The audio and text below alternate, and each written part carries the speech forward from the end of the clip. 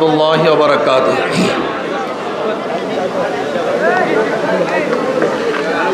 নাহমাদু ওয়া নুসাল্লি আলা রাসূলিহিল কারীম, আম্মা বাদ। ফাআউযু বিল্লাহি মিনাশ শাইতানির রাজীম। বিসমিল্লাহির রহমানির রহিম। ওয়া তিলকাল আইয়ামু নুদাবিলুহা বাইনান নাস। সাদাকাল্লাহুল আলিয়্যুল আযীম। সবাই পড়ি সাল্লাল্লাহু আলাইহি ওয়াসাল্লাম। ইসলামী আন্দোলন বাংলাদেশ রায়পুর থানা পশ্চিম অঞ্চল শাখা কর্তৃক আয়োজিত আজকে গণসমাবেশের সম্মানিত সভাপতি শ্রদ্ধাভাজন ওলামায়ে কেরাম, আপনাদের এলাকার সূর্য সন্তান জনাব বদরুল আলম সাহেব সহ সর্বস্তরের ইসলাম প্রিয় দেশপ্রেমী ভাইয়েরা আমার, ইসলামী আন্দোলন বাংলাদেশ কেন করবেন? হাজারো দল আছে, হাজারো সংগঠন আছে, হাজারো মার্কা আছে, তা সত্ত্বেও ইসলামী আন্দোলন বাংলাদেশ কেন করবেন? একটা প্রশ্ন আছে কি নেই? হাজারো প্রশ্ন আছে। আমি দুই দিক থেকে এটার জবাব দেওয়ার চেষ্টা করব, ধর্মীয় দৃষ্টিকোণ থেকে, রাজনৈতিক দৃষ্টিকোণ থেকে। যারা আমরা ইসলামকে বিশ্বাস করি, ভাই কথা না বলি, যারা আমরা ইসলামকে বিশ্বাস করি এবং কিয়ামতের ময়দানে আল্লাহর সামনে দাঁড়িয়ে হিসাব দেওয়ার দিনকে বিশ্বাস করি, তাদেরকে বলবো যে আপনি জানেন একজন মানুষ বালেগ হওয়ার পর থেকে মৃত্যুর আগ পর্যন্ত যত কথা বলছে, যত কাজ করছে, সব কিয়ামতের ময়দানে ওজন করা হবে। ইমাম বুখারী রহমতুল্লাহ আলাইহি তার শেষ বাব, বুখারীর শেষ বাব, ওয়া নাদাউল মাওয়াজিন আল কিসত লিয়াউমিল কিয়ামা ওয়া আন্না আমালা বানি আদম কাওলাহুম ইউজান। তিনি বলছেন যে কিয়ামতের ময়দানে আল্লাহ পাক একটা ন্যায়ের, ইনসাফের মিজান পাল্লা স্থাপন করবেন। ওয়া আন্না আমালা বানি আদম কাওলাহুম ইউজান, এবং বনি আদম বালেগ হওয়ার পর থেকে মৃত্যুর আগ পর্যন্ত যত কথা বলছে, যত কাজ করছে, সমস্ত কাজকে ওজন করা হবে। ফাআম্মা মান সাকুলাত মাওয়াজিনুহু ফাহুয়া ফি ঈশাতির রাদিয়া, যাদের নেকের পাল্লা ওজন হয়ে যাবে তারা জান্নাতের ফয়সালা, আর যাদের গুনার পাল্লা ভারী হয়ে যাবে তাদের জাহান্নামের ফয়সালা। এবার আসুন, যেহেতু আমাদের প্রত্যেকটা কথা এবং কাজ ওজন করা হবে, সেহেতু আমি প্রত্যেকটা কাজ করার আগে চিন্তা করব, কথা বলার আগে চিন্তা করব, কিয়ামতের ময়দানে কি আমার নেকের পাল্লা ওজন হবে না গুনার পাল্লা ওজন হবে? এটা দরকার আছে কি নেই? আল্লাহ ফারজান ধরে নেন, বুখারীর মধ্যে রওয়ায়াত আছে, কিয়ামত পর্যন্ত যত অবৈধ খুন সংগঠিত হবে, বিনা বিচারে অবৈধভাবে যত খুন হবে, এর একটা খুনের ভাগী, গুনার ভাগী কে পাবে? কাবিল। কাবিলকে আদম আলাইহিস সালাতু ওয়াস সন্তান। এই আদম আলাইহিস সালাতু ওয়াস সন্তান কাবিল কবে কোন জমানায় গেছেন, কিন্তু কিয়ামত পর্যন্ত জানি না কিয়ামত আর কত বছর পরে আসবে। এই কিয়ামত পর্যন্ত যত অবৈধ খুন হবে তার একটা অংশ কে পাবে ভাই? জোরে বলেন কে? কেন? কারণটা কি বলেন তো? এই অবৈধ খুনের সূচনা করেছিল কাবিল, এটা প্রথম সে সংগঠিত করেছিল। যেহেতু সে সূচক, এটা সংগঠিত করেছে, এর জন্য অবৈধ খুনের পথ যেহেতু সে প্রদর্শন করেছে, এর জন্য যত অবৈধ খুন তার একটা অংশ কে পাবে?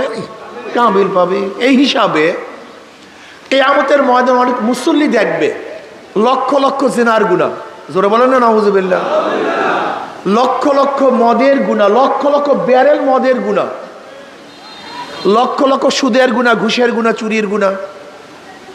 মুসল্লি বলবে, আল্লাহ আমি কোনোদিন মদ তো পানই করি নাই, এত মদের গুনাহ আসলো কোথার থেকে? আল্লাহ পাক বলবেন, আমি জানি তুই মদ পান করস নাই, কিন্তু যাদেরকে ভোট দিয়ে মদের আইন পাশ করাবার ব্যবস্থা করেছো, এই সমস্ত গুনাহ তোর আমলনামায় লিখে দিস। এই কথাটা বুঝার আগে আরেকটু চেষ্টা করুন। যেমন আপনারা কিছু যুবক একত্রিত হয়ে চুরি করার জন্য যাবেন এই নদীর ওপারে, খেয়ালা দিচ্ছে, আপনারা যুবকরা বলতেছেন, ভাই খেয়ালা আমরা তো চুরি করার জন্য প্রস্তুতি নিচ্ছি, কিন্তু তোমার খেয়া ব্যতীত তো চুরিটা করতে পারবো না। কারণ খেয়ালা বলতেছে, ভাই আমি তো চরমনায় মরি, তাবলীগ করি, নামাজ পড়ি, আমি চুরির ভাগের মধ্যে নেই। কিন্তু যেহেতু তোমরা যুবক মানুষের চুরি করার জন্য ইচ্ছা করছো, একত্রিত হয়েছ, আর আমার খেয়া ব্যতীত চুরি করতে পারবো না, আসো ওঠো, আমি চুরির ভাগই না, চুরির ভাগ নেব না, কিন্তু যেহেতু আমাকে ব্যতীত কাজটা করতেই পারবো না, আসো না, ধাক্কা দিয়ে দেয়। খেয়ালা নৌকায় উঠে চোরদেরকে ধাক্কা দিয়ে পার করছে। খেয়ালার কোনো দোষ আছে ভাই? কথা বলেন না কেন? সে তো চুরির ভাগই না। হ্যাঁ, ওই ধাক্কা দিয়েছে, ঠিক না? ওর ধাক্কা ব্যতীত চুরিটা করতে পারতো না। কথা ঠিক না? এবার বলেন তো, সংসদে যখন স্পিকার সাহেব বিল উপস্থাপন করছে যে মদের পক্ষে কে, মদের পক্ষে কে, মদের পক্ষে কে, আপনারা হাত তুলছেন, আমরা আমরা আমরা হাত তুলছেন। হ্যাঁ, মদের আইন পাশ, হাত দিচ্ছে, হাত দিচ্ছে, হাত দিচ্ছে। আচ্ছা বলেন তো, মদের পক্ষে যদি হাত না তুলতেন তাই মদের আইন পাশ হইতো? আর ওই হাত তোলার যে ব্যবস্থা করছেন কারা বলেন তো? কথা বলেন না কেন? তখন দায় দায়িত্ব কে নেবে? এই যে মদের আইন পাশ করার দায় দায়িত্ব কে নিবে? কথাটা বুঝতে পারি না। বাংলাদেশে জেনা সম্পূর্ণ বৈধ। একটা যুবক যুবতী যদি সম্মতি হয়ে কোনো অবৈধ কাজের মধ্যে লিপ্ত হয়, আর যদি তার বিরুদ্ধে হাইকোর্টেও কেস দায়ের করেন, তাহলে হাইকোর্টের জাস্টিসেরও তার বিরুদ্ধে বিচার করার কোনো ক্ষমতা রাখে না। কেন? বাংলাদেশের জেনা সম্পূর্ণ বৈধ। এই জেনার আইন পাশ কারা করছে? এই সংসদ সদস্যরা। আর এই সংসদ সদস্য নির্বাচন কে করছে? কথা বলেন না কেন? এই জন্য এই মুসল্লিরা দেখবে লক্ষ লক্ষ জেনার গুণা, হাজার হাজার চুরির গুণা। কেন? আপনি ভোট না দিলে চুরি করতে পারতো না, জুলুম করতে পারতো না, খুন করতে পারতো না, আর আপনার ভোট ব্যতীত ভালো কাজও করতে পারতো না, মসজিদ বানাতে পারতো না, মানুষকে সাহায্য করতে পারতো না, ইসলামী আইন প্রণয়ন করতে পারতো না। কাজে আপনার কারণেই ভালো, আপনার কারণেই খারাপ। যাদের কারণে ভালো হবে, সমস্ত ভালোর সোয়াবও সে ভালো ব্যক্তি পাবে। কথা ঠিক না? আর আপনার কাজের কারণে যত খারাপ করবে তার অংশ ভোটাররা পাবে। এই দৃষ্টিকোণ থেকে একজন মোমেন যে আল্লাহকে বিশ্বাস করে, সে কোনো অবস্থাতেই যারা মদের আইন পাশ করে, জেনার আইন পাশ করে, সুদের আইন পাশ করে, তাদেরকে ভোট দিতে পারে না।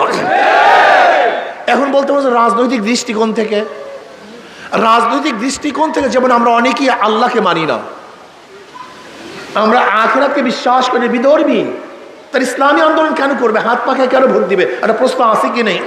শান্তি পাওয়ার জন্য, মুক্তি পাওয়ার জন্য। কেন? দেখেন, ব্রিটিশদের বিরুদ্ধে আমরা আন্দোলন করেছিলাম কেন? বৈষম্য দূর করার জন্য। যে ব্রিটিশ আমাদের জুলুম করে, অত্যাচার করে, অবিচার করে, তাদেরকে দেশ থেকে তাড়াতে পারলেই বৈষম্য দূর হয়ে যাবে। আন্দোলন করলাম, সংগ্রাম করলাম, ব্রিটিশকে হটিয়ে দিলাম, কিন্তু বৈষম্য দূর হয়নি। ভারতের সংখ্যাগরিষ্ঠ মানুষগুলি আমাদের মুসলমানদের উপরে বৈষম্য শুরু করেছিল। আবার আমরা চিন্তা করলাম, মুসলমানদের জন্য আলাদা ভূখণ্ড না হলে বৈষম্য দূর হবে না। 47 পাকিস্তান নামে একটা দেশ আমরা করলাম, ভেবেছিলাম বৈষম্য দূর হবে, জুলুম, নির্যাতন, অবিচার, অত্যাচার থাকবে না। কিন্তু কি দেখলাম? পশ্চিম পাকিস্তানের মানুষগুলি পূর্ব পাকিস্তানের মানুষের সাথে বৈষম্য করছে। আবার আমরা বললাম সাম্য, মানুষ উত্তরে আমরা পাকিস্তান থেকে আলাদা হয়ে বাংলাদেশ নামে একটা ভূখণ্ড করলাম, ভেবেছিলাম বৈষম্য দূর হয়ে যাবে, বৈষম্য থাকবে না, সাম্য, মানবিক মর্যাদা, সামাজিক ন্যায় বিচার প্রতিষ্ঠিত হবে।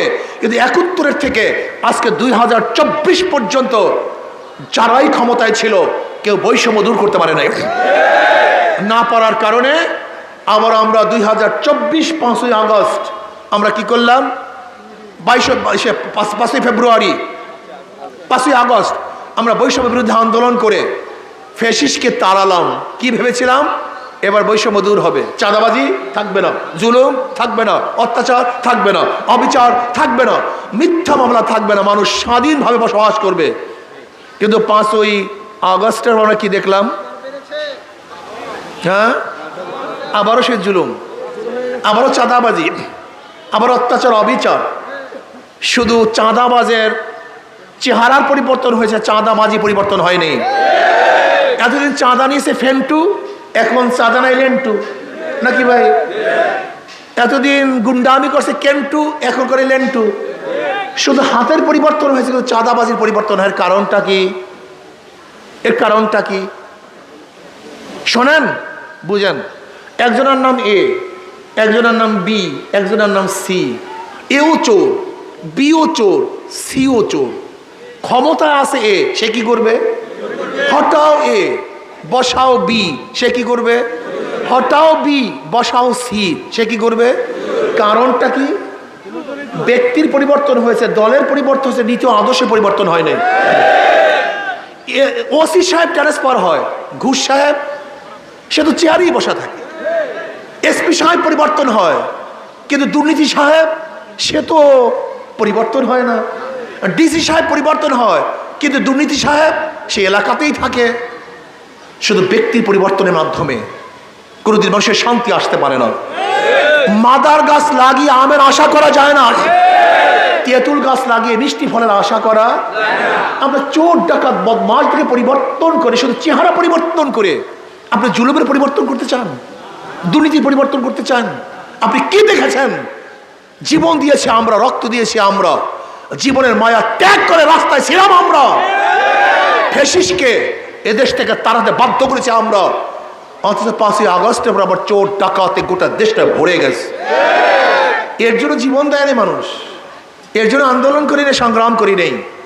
এই ডাকাতদের বিরুদ্ধে, চোরদের বিরুদ্ধে, চাঁদাবাজের বিরুদ্ধে একটা আন্দোলন করতে হবে, সংগ্রাম করতে হবে। ন্যায় আদর্শবান ব্যক্তিদেরকে ক্ষমতায় বসাতে হবে। আমি বিশ্বাস করি যতদিন পর্যন্ত আদর্শবান, নীতিবান, চরিত্রবান ব্যক্তিরা ক্ষমতায় না যাবে, ততদিন পর্যন্ত রক্ত দিবেন, জীবন দিবেন, আন্দোলন করবেন, সংগ্রাম করবেন, দলের পর দল পরিবর্তন করবে। সোনার বাংলা, সবুজ বাংলা, নতুন বাংলা, ডিজিটাল বাংলা আর স্মার্ট বাংলা দেখবেন, কিন্তু মানুষের ভাগ্যের পরিবর্তন দেখবেন না।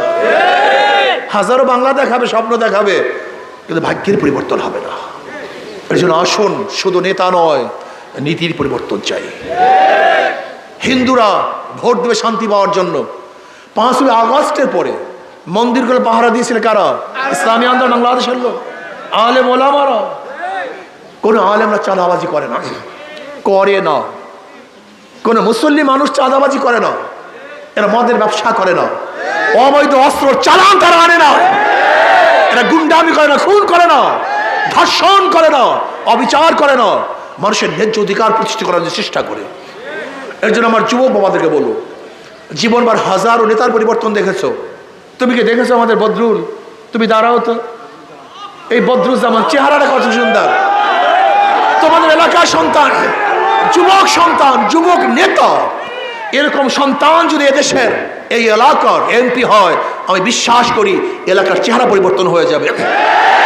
তার অবস্থান যেরকম, আশা করি ইনশাআল্লাহ গোটা যুবক সমাজকে নিয়ে সে এমন সুন্দর সমাজ উপহার দিবে যেখানে বৈষম্য দূর হয়ে যাবে, বর্তমান মানুষের অধিকার ইনশাআল্লাহ নিশ্চিত হবে। রাজি আছেন ইনশাআল্লাহ? প্রিয় ভাইয়েরা আমার, জীবনবার পরিবর্তন করার জন্য চেষ্টা করেছেন। আমি অনুরোধ করব, একটা বারের জন্য আমাদের কথা শুনুন, আমাদের কথা মানুন। আপনারা অনেকেই ভেবেছেন ইসলাম না জানি কি, ইসলাম না জানি কি। না, ইসলাম খুবই সহজ। সবার জন্য ইসলাম, মানবতার জন্য ইসলাম।